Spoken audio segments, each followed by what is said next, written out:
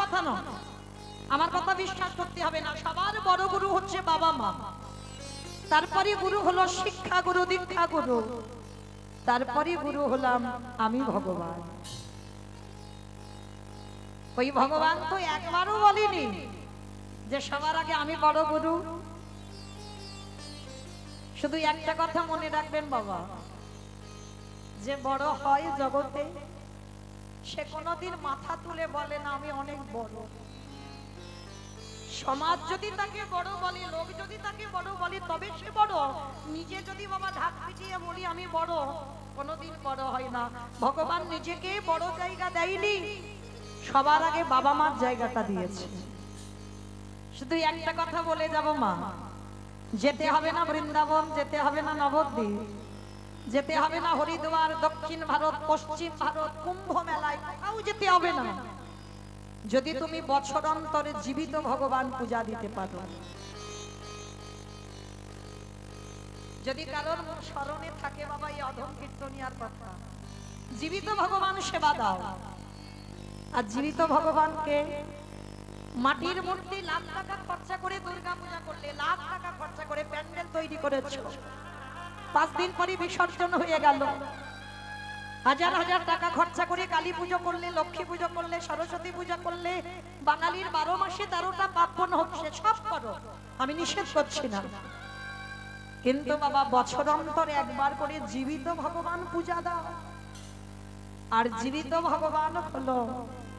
যে যার ঘরের বাবা মা বা শ্বশুর শাশুড়ি যাদের আছে, চরণ ধরে বলে যায় একটু যত্ন করে রেখে দিও। আর যারা হারিয়ে ফেলেছো, মাথা ঠুকে কাঁদলেও তার পাবে না। কিন্তু যাদের আছে, বৎসরে একবার ওই জীবিত ভগবান পূজা দিও। ভগবান বলছে সেই ভক্ত যদি সারাদিনে আমায় ডাকতেও ভুলে যায়, আমি ভগবান হয়ে সারা জীবন সেই ভক্তের দুয়ারে বন্দী হয়ে যায়।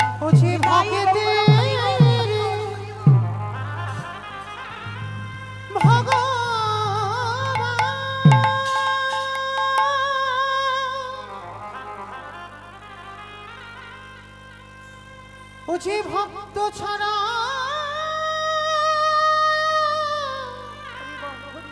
কিছু জানে না,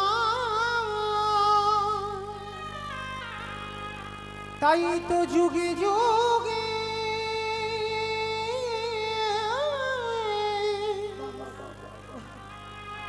ও যে ভক্তের কাছে ছুটে আসে।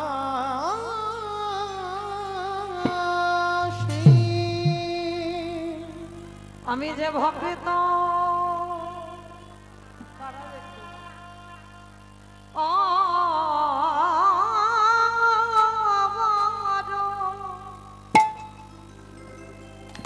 ভগবান ভালো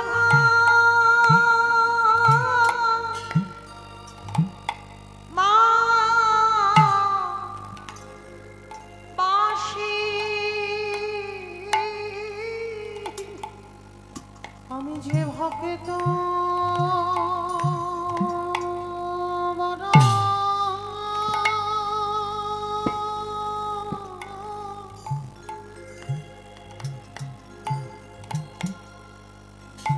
ভক্ত বড় ভালো,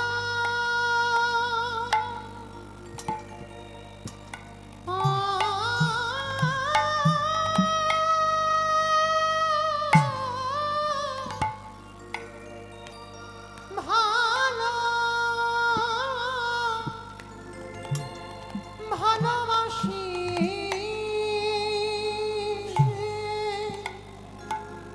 শুধু এ যোগে এ যোগে নয়, ভগবতী যুগে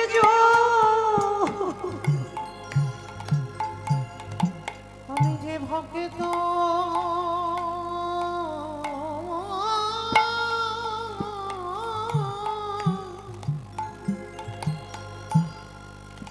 ভক্ত বড় ভালো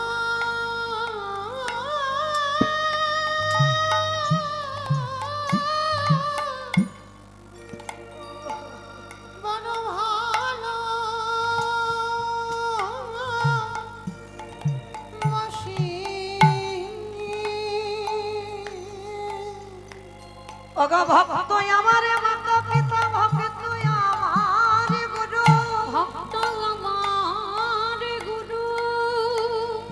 ভক্ত আমার রেখেছে না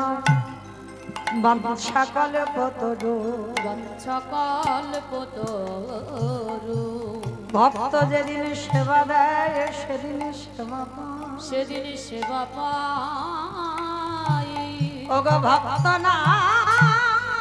সেবা দিলে আমি উপবাসে যাই আমি ভক্ত বড় ভালো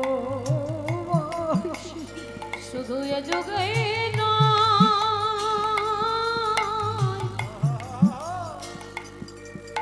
শুধু এ যুগে নয় প্রতি যুগে যুগে আমি ভক্ত বড় বড় ভালোবাসি আস্তে তাহলে মায়েরা অনেক আড়ম্বরে বাবা মাকে পূজা করতে হবে না একটু আসন পেতে দেন নিজের হাতে বাবা মার চরণ যুগল ধৌত করে দেন একটু গলায় মালা পরাইয়ে দিয়ে বছরে একবার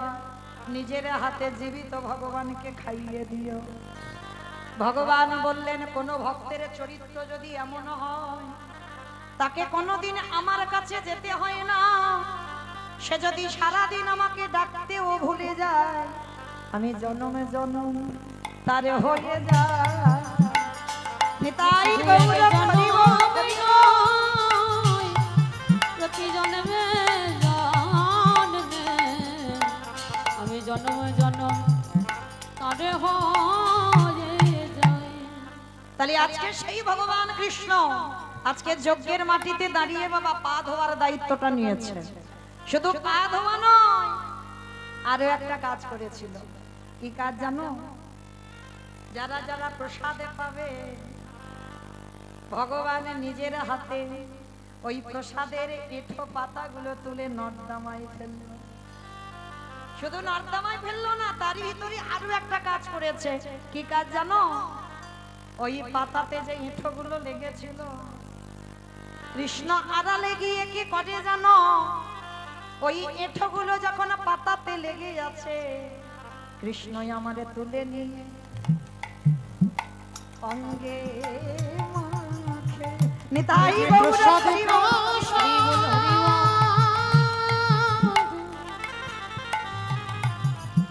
এই যে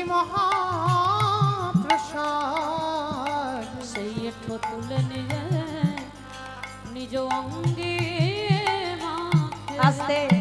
আমরা অনেক মানুষ আসি না ওই এঁঠো পরিষ্কার করলে স্নান করতে হয় পরিষ্কার হতে হয় আরে এঁঠো এঁঠো এঁঠো মানিও না বলি না ভগবান কৃষ্ণ ওই এঁঠো মাখছে কেন ভগবানকে নিবেদন করলে হয় প্রসাদ আরে সেইটা যখন কোনো ভক্ত উচ্ছিষ্ট করে দেয় সেটা হয় মহাপ্রসাদ নিতাই গৌর হরি বল, হরি বল। মহাপ্রসাদ ভক্তের প্রসাদ হয় মহাপ্রসাদ এ যে সবে ভাগ্যে হয় না হয় না ভক্তের প্রসাদে হয় মহাপ্রসাদ আস্তে ভগবানকে সেবা দিলে প্রসাদ ভক্ত উচ্ছিষ্ট করলে মহাপ্রসাদ যদি বলো এটা আমি বলছি না বাবা সেই যে একটু স্মরণ করেন সেই জয়দেব গোস্বামীর গীত গোবিন্দম সারাধারালা খণ্ডালা মম শিরসি মণ্ডলম এর পরের কথাটি জয়দেব লিখবে না কেন বলে আমার ভগবান একটা মেয়ের পায়ে ধরবে অসম্ভব এই কথাটা আমি লিখবো না মানে জয়দেব গোস্বামীর জেদ ধরে বসে আছে আমার কৃষ্ণ একটা নারীর পায়ে ধরতে পারে না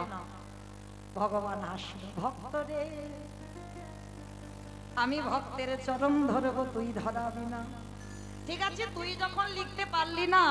আমি নিজের হাতে লিখবো জয়দেব ওই কথাটা লিখবে না বাবা